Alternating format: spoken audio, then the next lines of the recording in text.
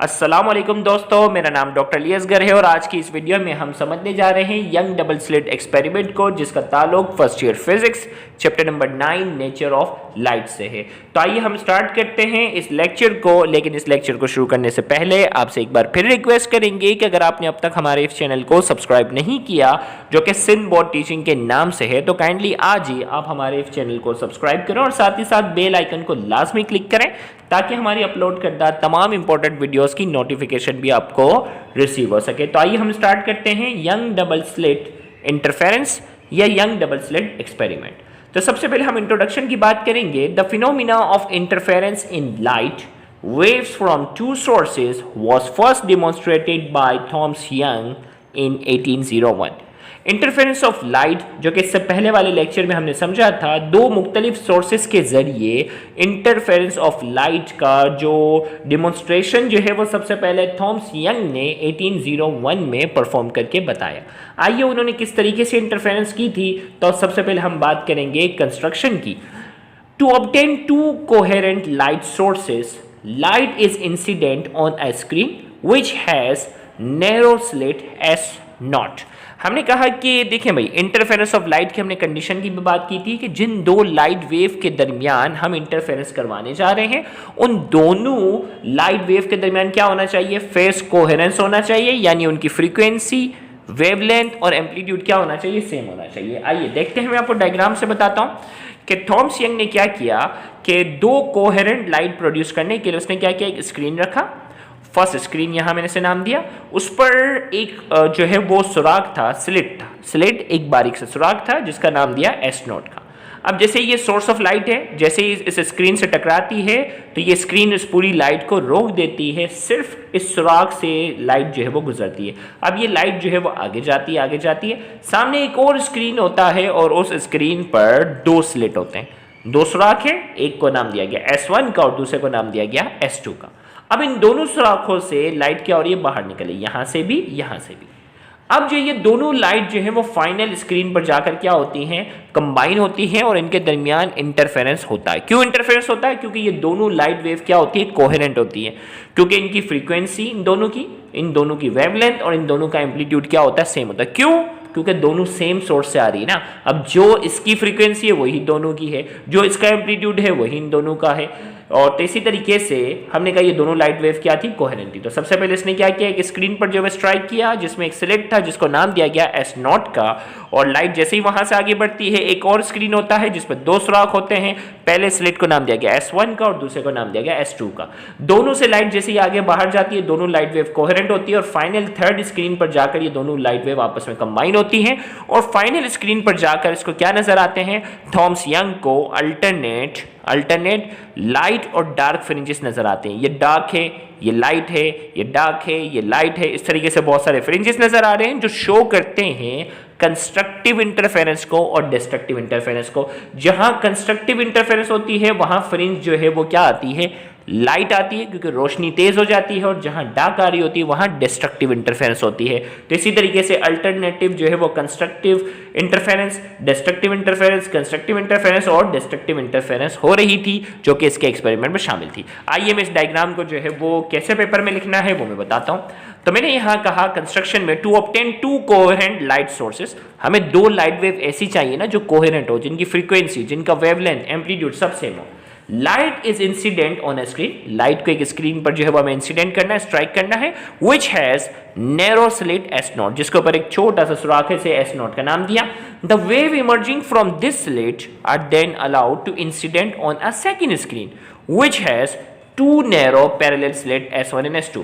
और वहां से जो लाइट वेव गुजरती है उसको एक और स्क्रीन पर जाकर हमें स्ट्राइक किया था जिसमें दो नैरो स्लिट थे, S1 एंड S2।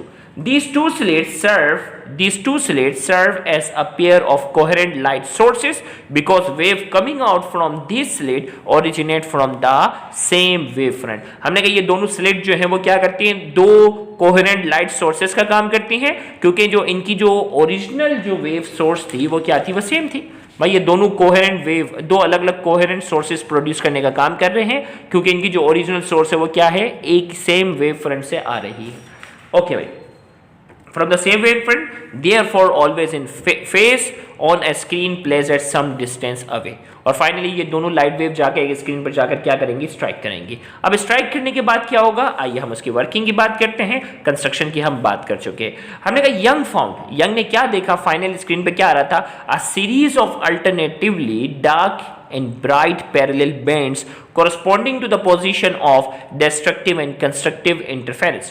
यंग ने देखा कि उसके जो फाइनल स्क्रीन जो थे उस पर उसको जो है वो डार्क और लाइट बैंड्स नजर आ रहे थे जो शो कर रहे थे कि कहीं कंस्ट्रक्टिव इंटरफेरेंस हो रही है और कहीं क्या हो रही है, डिस्ट्रक्टिव इंटरफेरेंस हो रही है।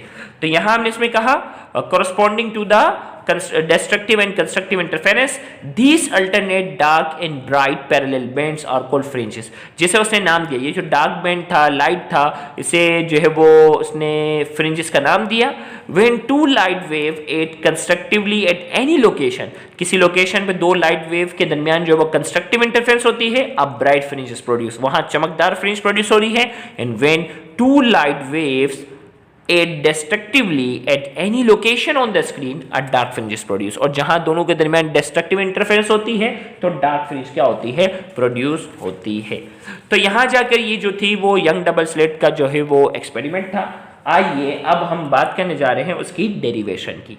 तो डेरिवेशन में हम बात करेंगे, डेरिवेशन में हम जो है वो बात करने जा रहे हैं कंस्ट्रक्टिव इंटरफेरेंस की बात करेंगे। Condition for constructive interference, the point और fringe on the screen will be bright due to constructive interference. हमने कहा था ना भाई वहां ब्राइट क्यों बन रहा था, कंस्ट्रक्टिव इंटरफेरेंस हो रही थी ना। If the path difference between the two rays of light will be, दोनों लाइट वेव के दरमियान जो पाथ डिफरेंस होगा वो क्या होगा, या तो कोई डिफरेंस नहीं होगा, या एक वेव का डिफरेंस होगा, या दो वेव का डिफरेंस होगा, या तीन वेव का डिफरेंस होगा। कैसे, मैं आपको थोड़ा सा डायग्राम से बताता हूं। भाई देखो ये स्क्रीन है और ये यहां से देखो दो वेव आ रही थी ना, एक वेव यहां से आई, एक वेव यहां से आई। अब मान लो ऊपर दो वेव है भाई, एक क्रस्ट है एक ट्रफ है, एक क्रस्ट है एक ट्रफ है, दो वेव थी। नीचे भी दो वेव है, नीचे भी क्या है, दो वेव है भाई, एक क्रस्ट एक ट्रफ, एक क्रस्ट एक ट्रफ। अब फाइनल स्क्रीन पर टकराने वाले ऊपर वाले का जो हिस्सा है वो क्या है, ट्रफ टकरा रहा है, और नीचे से जो वेव आ रही है उसका भी क्या हो रहा है, ट्रफ वाले से टकराता है। और आपको मालूम है जब दो वेव का सेम पोर्शन आपस में क्या हो जाता है, कंबाइन हो जाता है, तो कौन सी इंटरफेरेंस होती है, कंस्ट्रक्टिव इंटरफेरेंस होती है। ट्रफ ट्रफ से मिले या क्रस्ट क्रस्ट से मिले, कौन सी इंटरफेरेंस होती है, कंस्ट्रक्टिव इंटरफेरेंस होती है। यहां ऊपर भी दो वेव थी, नीचे भी क्या है, दो वेव है, दोनों के दरमियान पाथ डिफरेंस कितना है, जीरो का। दोनों के दरमियान जो पाथ डिफरेंस है वो क्या है, जीरो का जो है वो डिफरेंस है। तो लिहाजा कौन सी इंटरफेरेंस हो रही है, कंस्ट्रक्टिव इंटरफेरेंस। लेकिन अगर मान लो फॉर एग्जांपल, अगर मैं आपको समझाने के हद तक कह रहा हूं कि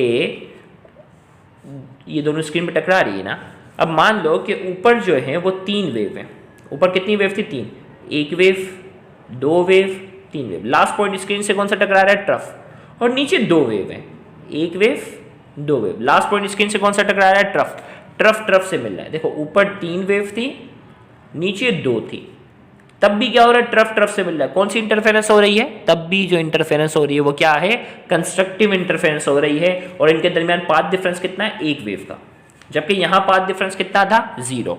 तो हमने कहा कि कंस्ट्रक्टिव इंटरफेरेंस के लिए हमने कंडीशन कहा, द पॉइंट और फ्रिंज, द पॉइंट और fringe on the screen will be bright due to constructive interference. Constructive interference की वजह से जो है वो फ्रिंज ब्राइट होगी।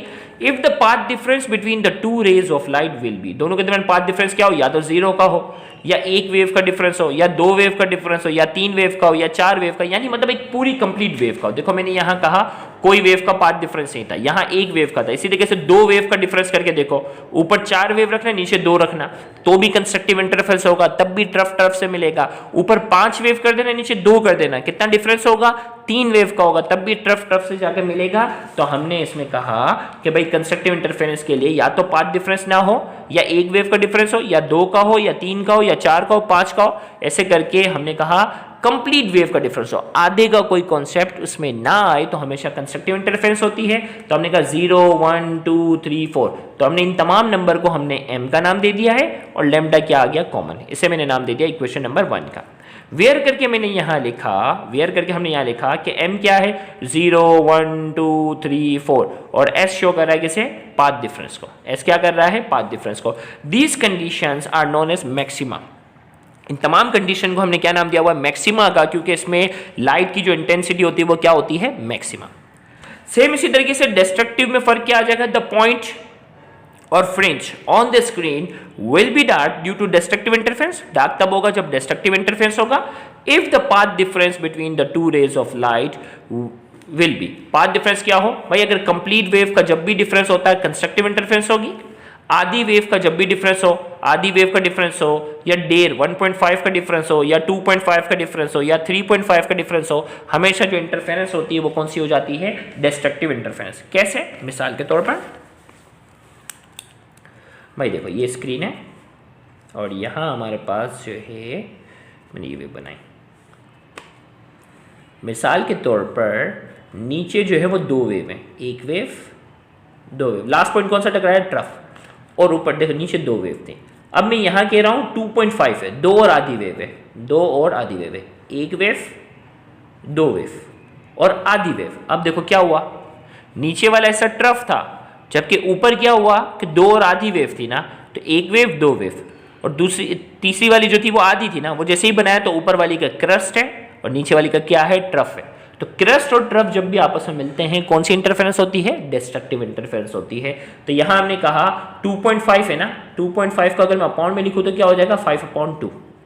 दोनों के दरमियान कितनी वेव का फर्क है, दोनों के दरमियान कितनी वेव का फर्क है, आधी वेव का। यहाँ 2 है और यहाँ 2.5 है, आधी के लिए क्या हो जाएगा, λ/2। सेम इसी तरीके से अगर मैं यहाँ लिखूँ कौन सी इंटरफेरेंस, डिस्ट्रक्टिव ना, ओके भाई। सेम इस तरीके से मैं यहाँ कहता हूँ कि अगर नीचे जो है वो दो वेव है और ऊपर सारे तीन वेव हैं, एक वेव दो वेव तीन वेव और आधी वेव। अब भी क्या हो रहा है, नीचे वाली का ट्रफ है, ऊपर वाली का क्या है, क्रस्ट है, और जब भी ट्रफ और क्रस्ट आपस में मिलते हैं कौन सी इंटरफेरेंस होती है, इंटरफेरेंस जो होती है वो डिस्ट्रक्टिव होती है। अब देखो ऊपर सारे तीन है ना, 3.5 था, तो सारे तीन को हम अपॉन में कैसे लिखते हैं, 7/2, और नीचे दो वेव थी, दोनों के दरमियान फर्क कितना है, डेढ़ का। डेढ़ का मतलब क्या, मतलब 3/2 का फर्क है। कौन सी इंटरफेरेंस हुई, डिस्ट्रक्टिव। तो यहां हमने कहा डिस्ट्रक्टिव इंटरफेरेंस के लिए, पाथ डिफरेंस क्या होना चाहिए, या तो आधे का होना चाहिए, या डेढ़ का होना चाहिए, या 2.5 का होना चाहिए, 3.5 का होना चाहिए। तो हमेशा इंटरफेरेंस कौन सी होती है, डिस्ट्रक्टिव। अब इसमें हमने क्या किया, m को जो है वो कॉमन ले लिया और हाफ हमने अलग से लिख दिया। अब अगर m की वैल्यू 1 होगी तो m की वैल्यू 0 होगी, 0 + हाफ, तो ये हाफ आ जाएगा। m की वैल्यू अगर 1 होगी, 1 + हाफ कितना होगा, डेढ़ होगा, डेढ़, तो 3/2 आ जाएगा। m की वैल्यू 2 होगी, 2 + हाफ कितना होगा, 2.5, 2.5 होता है, तो ये कितना हो जाएगा, 5/2। m की वैल्यू अगर मैं यहाँ रखूँ 3 + हाफ 3.5 हो जाता है, जिसकी क्या हो गया, मतलब 7/2। तो यहाँ हमने कहा वेयर m की वैल्यू 0 हो सकती है, 1 2 3 4, s शो कर रहा है किसे, पाथ डिफरेंस, दोनों वेव के दरमियान जो पाथ का डिफरेंस है उसे रिप्रेजेंट कर रहा है। These conditions are known as minima. इन तमाम कंडीशन को हमने क्या नाम दिया हुआ है, मिनिमा का नाम दिया हुआ है, क्योंकि डिस्ट्रक्टिव इंटरफेरेंस के नतीजे में जो लाइट की इंटेंसिटी होती है वो क्या होती है, मिनिमम होती है। अब जो है वो, अब मैं इसकी जो है वो डेरिवेशन वाली डायग्राम को मैं यहाँ थोड़ा समझाऊंगा, क्योंकि हम यहाँ क्या करने जा रहे हैं, फॉर्मूला ड्राइव करने जा रहे हैं। तो मैंने यहाँ इस हेडिंग को यहाँ नाम दिया है पोजीशन ऑफ ब्राइट और डार्क फिनिश। ब्राइट और डार्क फिनिश की अगर हम बात करते हैं तो इसके लिए मैं ये डायग्राम आपको थोड़ा सा समझाता हूँ। हम फॉर्मूला ड्राइव करने जा रहे हैं पोजीशन का। भाई देखो ये है स्क्रीन,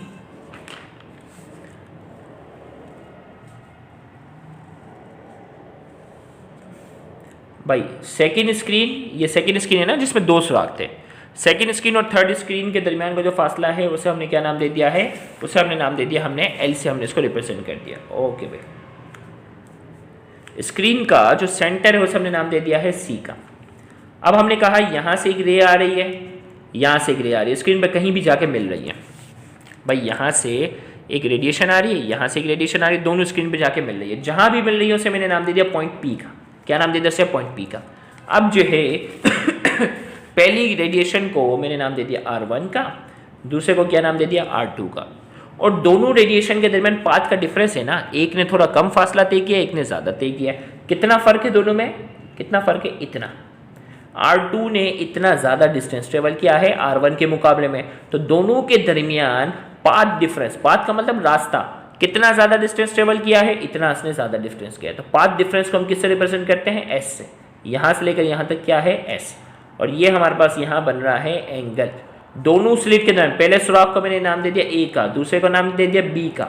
दोनों के दरमियान जो फासला था उसे मैं रिप्रेजेंट कर रहा हूँ किससे, डी से। दोनों सुराखों के दरमियान का जो फासला है उसे मैंने किससे रिप्रेजेंट किया है, डी से। अब जो है, और यहाँ जो सेंटर पॉइंट था उसे नाम दे दिया मैंने ई का। अब जो है वो एक ट्राइंगल बन गया ना ए बी, और इस पॉइंट को मुकम्मल करने के लिए मैंने नाम दे दिया डी का। ट्राइंगल ए बी डी एक ट्राइंगल बन रहा है, और एक और ट्राइंगल यहाँ बन रहा है पी ई और सी। दोनों ट्राइंगल को कंपेयर करते वक्त हम क्या करेंगे, अपनी डेरिवेशन क्या करने जा रहे हैं, ड्राइव करने जा रहे हैं। पहले ट्राइंगल पी ई सी की हम बात करेंगे, फिर ट्राइंगल हम ए बी डी की बात करेंगे। डायग्राम हमारे सामने है। डायग्राम जो भी मैंने आपको बना के बताई, ट्राइंगल ए बी और डी, और दूसरा ट्राइंगल कौन सा, पी ई और सी। पी ई सी में अगर एंगल यहाँ है तो एंगल के सामने परपेंडिकुलर होता है और नीचे होता है बेस। मुझे ट्राइंगल पी ई सी में परपेंडिकुलर मालूम है और मुझे मालूम है बेस। तो मैंने क्या, परपेंडिकुलर अपॉन बेस, इसका मतलब यहाँ इस ट्राइंगल से मैं क्या निकाल सकता हूँ, टेंजेंट। क्या निकाल सकता हूँ मैं, टेंजेंट यहाँ निकाल सकता हूँ। तो मैंने कहा पी ई सी की बात हो रही है, ट्राइंगल पी ई सी में मैं टेंजेंट निकाल सकता हूँ क्योंकि मुझे परपेंडिकुलर मालूम है और मुझे बेस मालूम है। तो मुझे एक ऐसी चीज़ चाहिए साइन, कोस या टेंजेंट में से जिसमें सिर्फ परपेंडिकुलर और बेस हो, हाइपोटेन्यूस का जिक्र ही ना हो। तो इसका मतलब कॉस थीटा भी नहीं निकाल सकता मैं, और इसी तरीके से मैं साइन थीटा भी नहीं निकाल सकता, सिर्फ टेंजेंट थीटा निकाल सकता हूँ। तो टेंजेंट बराबर होता है परपेंडिकुलर अपॉन बेस। परपेंडिकुलर किसके बराबर है, पी सी के, यहाँ लिख दिया। बेस किसके बराबर है, सी ई के, ये लिख दिया। अब पी सी जो है वो सेंटर के मुकाबले में जो फासला है ना, उसे हमने नाम दिया वाई का। सेंटर के मुकाबले में हमारी जो फ्रिंज का जो फासला है उसे वाई से नाम दिया। तो पी सी का फासला बराबर है वाई के, और सी ई का जो फासला है वो सेकेंड स्क्रीन और थर्ड स्क्रीन के दरमियान का फासला है। तो सी ई बराबर है एल के। यहाँ तक पहुँच गए। अब पी सी की जगह लिखा वाई, सी ई की जगह लिखा एल, टेंजेंट थीटा आ गया। अब दूसरा ट्राइंगल है ए बी और डी। अब ए बी डी में एंगल के सामने वाला हिस्सा मुझे मालूम है, पाथ डिफरेंस है जो कि परपेंडिकुलर है, परपेंडिकुलर मालूम है। और परपेंडिकुलर जिसके मुकाबले में 90 डिग्री का एंगल बनाता है वो बेस है। मतलब मुझे बेस मालूम नहीं है, मुझे यहाँ हाइपोटेन्यूस मालूम है। इस सिचुएशन में क्या मालूम है, हाइपोटेन्यूस मालूम है, क्योंकि ए और बी का जो सुराख का फासला है वो मालूम है, और इसी तरीके से दोनों रेडिएशन के दरमियान का जो पाथ है वो मालूम है, जबकि मुझे बेस नहीं मालूम। यानी इस ट्राइंगल में मुझे परपेंडिकुलर मालूम है, इस ट्राइंगल में मुझे जो है वो हाइपोटेन्यूस मालूम है। तो इसका मतलब मैं इस ट्राइंगल से क्या निकाल सकता हूँ, इसका मतलब मैं इस ट्राइंगल से निकाल सकता हूँ, क्या निकाल सकते हैं, साइन थीटा निकाल सकते हैं। क्योंकि साइन, कोस और टेंजेंट में मुझे एक ऐसी चीज़ चाहिए जिसमें परपेंडिकुलर और हाइपोटेन्यूस का जिक्र हो, बेस का जिक्र ना हो। तो टेंजेंट में तो बेस का जिक्र होता है, इसी तरीके से जो है वो कॉस थीटा में भी बेस का जिक्र है। तो मैंने क्या किया, in triangle A B D में साइन थीटा निकाला, क्योंकि मुझे परपेंडिकुलर मालूम था और मुझे मालूम था हाइपोटेन्यूस। तो परपेंडिकुलर बराबर है किसके, बी डी के, और हाइपोटेन्यूस मालूम है ए बी के। अब बी डी बराबर है एस के, ए बी बराबर जो है वो स्मॉल डी के ना, ए बी बराबर है स्मॉल डी के। अब बी डी की जगह लिखा मैंने एस, ए बी की जगह लिखा डी। अब ये हो गया बी डी हो गया एस, ए बी हो गया डी। अब जो है if theta is small and measure in radian, अगर थीटा हमारा छोटा होता है और उसको रेडियन में मेजर करते हैं, उस वक्त टेंजेंट थीटा और साइन थीटा की वैल्यू जो है वो क्या आती है, सेम आती है। आप कैलकुलेटर में भी चेक कीजिएगा, टेंजेंट 0.1 लिखे और साइन 0.1 लिखे, दोनों की वैल्यू सेम आएगी। टेंजेंट 0.2 कैलकुलेटर में लिखे और साइन 0.2 लिखे, इनकी वैल्यू क्या आएगी, सेम आएगी। तो एंगल जब छोटा होता है, रेडियन में मेजर किया जाता है, उस वक्त टेंजेंट थीटा और साइन थीटा की वैल्यू क्या आती है, सेम। तो टेंजेंट थीटा हमारे पास किसके बराबर है, टेंजेंट थीटा बराबर है y अपॉन n, यहाँ लिखा। और साइन थीटा किसके बराबर है, s अपॉन d, मैंने यहाँ लिखा। अब इसी तरीके से l यहाँ जो है वो डिवाइड हो रहा है, वहाँ जाके मल्टीप्लाई, तो y हमारे पास बराबर हो जाता है, y किसके बराबर हो जाता है, ls अपॉन d। इसे मैंने नाम दे दिया है इक्वेशन नंबर 3 का। अब जो है वो पोजीशन ऑफ ब्राइट, और देखो यहाँ इस डेरिवेशन की हेडिंग थी ना, पोजीशन ऑफ ब्राइट और डार्क। देखो ये पूरी डेरिवेशन कंटिन्यूशन चल रही है अब तक भाई। अब जो है वो ब्राइट की मैंने हेडिंग अलग कर दी, डार्क की मैंने अलग कर दी। भाई ब्राइट कब होगी, ब्राइट जो होगी वो कंस्ट्रक्टिव इंटरफेरेंस की वजह से होगी ना। तो हमने कहा कि इससे पहले हमने बात की थी कि ब्राइट फ्रिंज के लिए एस किसके बराबर होना चाहिए, एस बराबर होना चाहिए एम लेमडा के। और डार्क के लिए जो है वो क्या होना चाहिए, डार्क के लिए बराबर होना चाहिए, एस बराबर होना चाहिए एम प्लस हाफ लेमडा के। ओके भाई, अब जो हमारा फॉर्मूला जो है देखिए बड़ा सिंपल है, हमारा फॉर्मूला ये आया ना अभी, एल एस आवर डी। तो ब्राइट के लिए एस की जगह में एम लेमडा लिखूंगा और डार्क के लिए क्या लिखूंगा, एम प्लस हाफ लेमडा लिखूंगा। ओके, अब देखो मैंने क्या किया, एस की जगह मैंने लिख दिया M lambda, putting the value of S equation 1 से इक्वेशन 3 में हमने पुट कर दी, एस की जगह ये रख दिया। जबकि एम किसके बराबर होता है, एम हमने कहा था 0 1 2 3 ये था ना। अब m की जगह अगर 0 रखो तो ये आ जाएगा, m की जगह 1 लिखो तो ये आ जाएगा, m की जगह 2 लिखो तो ये आ जाएगा, m की जगह 3 लिखो तो ये आ जाएगा। ये इक्वेशन 4 बन गए। सेम इसी तरीके से डार्क के लिए क्या होगा, डार्क के लिए हमने इक्वेशन 2 से इक्वेशन 3 में पुट करना है, यानी s की जगह हमें लिख देना है क्या, s की जगह हमें लिख देना है m/12 लेमडा। ये हो गया फॉर्मूला। अब यहाँ m की जगह लिखे, m की जगह 0 लिखेंगे तो 0 प्लस हाफ आ जाएगा, तो ये हो जाएगा l lambda upon 2d। m की जगह अगर मैं 1 लिखूंगा तो 1 प्लस हाफ कितना हो जाएगा, 3/2, तो ये क्या हो जाएगा, y बराबर हो जाएगा 3l लेमडा ओवर 2d। इसी तरीके से मैं यहाँ अगर 2 लिखूंगा 2 प्लस हाफ कितना हो जाएगा, 2 प्लस हाफ जो होगा 5/2 हो जाएगा, ये बन जाएगा। इसी तरीके से ये बन गई इक्वेशन नंबर 5। अब अगर आप गौर से देखें, हमें चाहिए फ्रिंज स्पेसिंग का फॉर्मूला इन दोनों इक्वेशन की मदद से। फ्रिंज स्पेसिंग का मतलब है अब देखो सबसे पहले फ्रिंज स्पेसिंग की डेफिनेशन बताता हूं, फिर इसका फॉर्मूला बताता हूं। The distance between two adjacent dark और bright fringe is known as fringe spacing.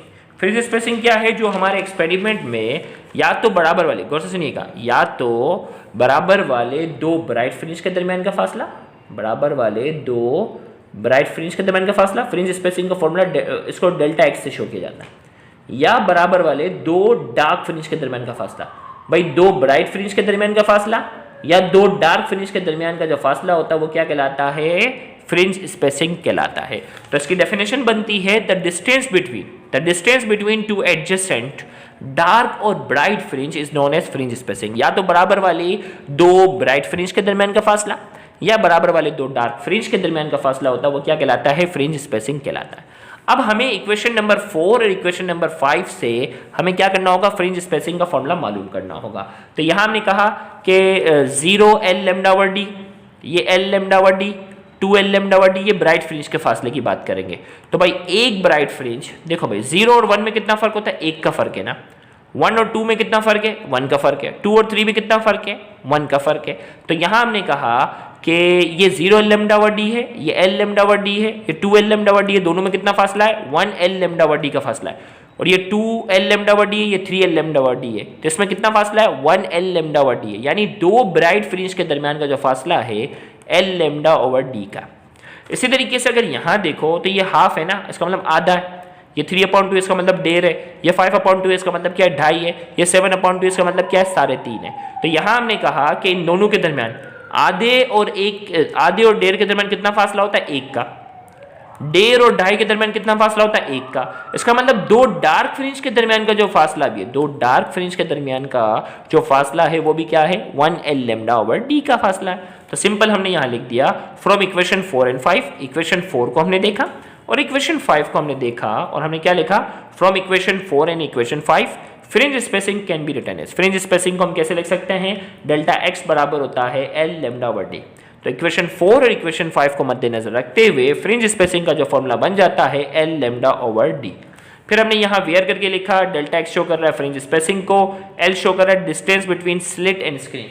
भाई स्लिट और स्क्रीन के दरमियान का जो फासला था ना, स्लिट और स्क्रीन के दरमियान का फासला था वो l है। देखो ये न्यूमेरिकल में काम आएंगे। लैम्डा शो कर रहा है wavelength of monochromatic light, wavelength को शो कर रहा है, और d शो कर रहा है डिस्टेंस बिटवीन टू स्लिट, दो स्लिट के दरमियान का जो फासला था, दो स्लिट के दरमियान का जो फासला था वो क्या था, d था। तो इसके साथ ही यंग डबल स्लिट एक्सपेरिमेंट का जो हमने एक्सपेरिमेंट डिस्कस किया डायग्राम की मदद से और इसकी पूरी डेरिवेशन, ये आपने एग्जाम में क्या करनी होती है, एग्जैक्ट लिखनी होती है। काफ़ी लॉन्ग सवाल था, तवील सवाल था। उम्मीद करते हैं कि आप प्रैक्टिस अच्छे से करेंगे तो एग्जाम में ये पूरा लिखने में आप कामयाब हो सकेंगे। तो यहाँ जाके यंग डबल स्लिट एक्सपेरिमेंट का ये पूरा टॉपिक जो है वो मुकम्मल हो जाता है। उम्मीद करते हैं आज की इस वीडियो से आपको बहुत ज़्यादा फायदा हुआ होगा। Thank you very much. Allah हाफिज़।